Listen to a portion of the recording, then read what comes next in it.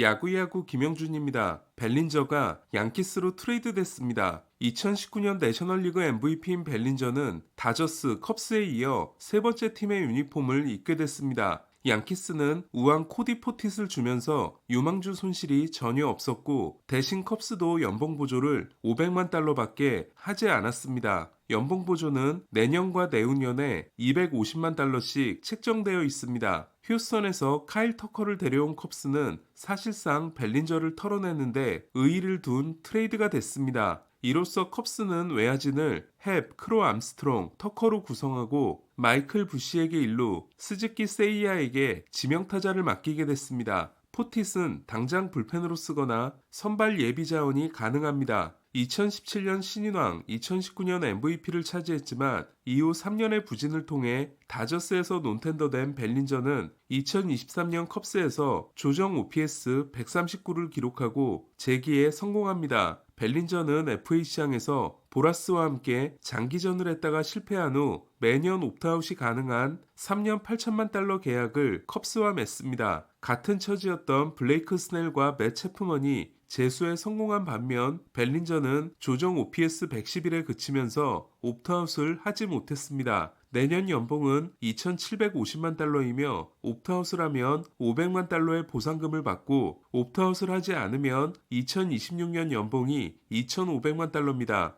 이에 옵트아웃을 하면 양키스는 1년 2,750만 달러, 옵트아웃을 하지 않으면 2년 4,750만 달러에 쓰게 됩니다. 양키스의 바람은 내년이 29세 시즌인 벨린저가 대활약을 하고 옵트아웃을 하는 겁니다. 벨린저는 지난해 컵스와 재계약하기 전에 퀄리파잉 오퍼를 받았기 때문에 양키스가 퀄리파잉 오퍼를 통해 지명권을 얻는 건 불가능합니다. 지난해 부진했으며 자녀 연봉도 많이 남은 벨린저를 트레이드로 데려온 이유는 벨린저가 양키스에서는 쓰임새가 많은 선수이기 때문입니다. 원래 일루수였던 벨린저는 2019년 우익수로 골드글러브를 따냈고 평균적인 중견수 수비도 가능합니다. 이에 양키스는 추가 영입을 진행하고 나서 일루수, 중견수, 좌익수 중에서 메우지 못한 자리를 맡기면 됩니다. 일루수를 영입할 경우 양키스는 벨린저가 중견수를 맡고 제이슨 도밍게스가 좌익수, 저지가 우익수로 가게 됩니다.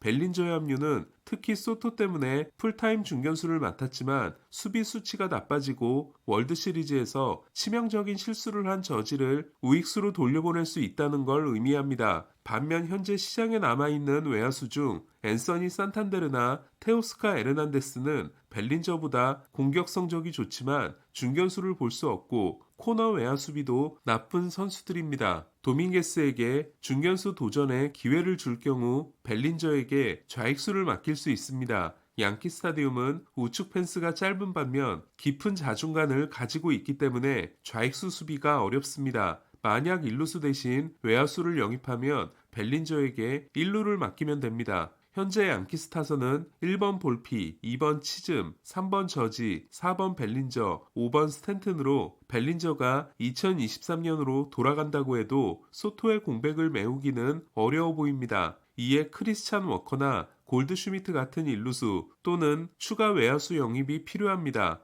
양키스가 기대하는 또 하나는 벨린저의 홈런이 대부분 오른쪽을 향하고 있기 때문입니다. 지금 보시는 그림은 왼쪽이 2023년, 오른쪽이 2024년 홈런이 떨어진 위치로 올해는 더 당겨쳤음을 알 수 있습니다. 이에 양키 스타디움에서는 홈런 증가를 기대할 수 있습니다. 실제로 벨린저가 양키 스타디움에서 뛰었다고 가정하면 홈런 수는 18개에서 24개로 증가합니다. 벨린저가 합류함으로써 양키스는 저지, 스탠튼, 벨린저 3명의 MVP를 보유하게 됐습니다. 2017년 내셔널리그는 59개 홈런을 친 스탠튼이 MVP, 39개 홈런으로 내셔널리그 신인 신기록을 세운 벨린저가 신인왕이었는데 둘은 미묘한 관계입니다. 현재 벨린저의 부인이 스탠튼의 여자친구였기 때문입니다. 하지만 둘이 그로 인해 불편한 관계는 아니기 때문에 같은 팀에서 뛰어도 문제는 없어 보입니다. 양키스는 아버지 클레이 벨린저가 3년간 뛰었던 팀으로 기대주였던 아들과 달리 마이너에서 10년을 보내고 데뷔한 아버지는